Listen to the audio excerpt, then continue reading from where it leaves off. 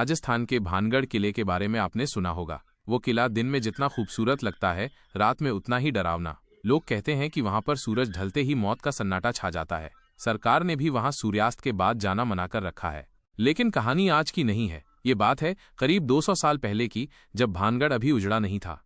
रानी रत्नावती उस समय की बहुत ही सुंदर और बुद्धिमान रानी थी। उसकी सुंदरता के चर्चे दूर दूर तक फैले हुए थे। एक दिन तांत्रिक सिंधु सेवड़ा ने उसे देखा और रानी पर मोहित हो गया। उसने काले जादू की मदद से उसे पाने की कोशिश की। उसने रानी की दासी को एक जादुई इत्र की शीशी दी और कहा कि रानी इसे लगाते ही उसकी ओर खिंच जाएगी।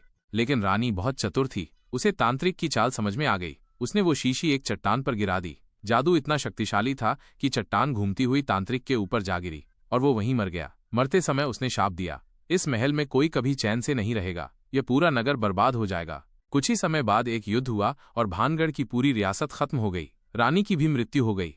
अब वर्तमान में कुछ साल पहले एक युवा फोटोग्राफर आदित्य भानगढ़ की कहानियों को सुनकर वहां गया। उसने सोचा कि ये सब अफवाहें हैं। वो छुपकर रात को किले में रुक गया, एक कैमरा, टॉर्च और कुछ खाने का सामान लेकर।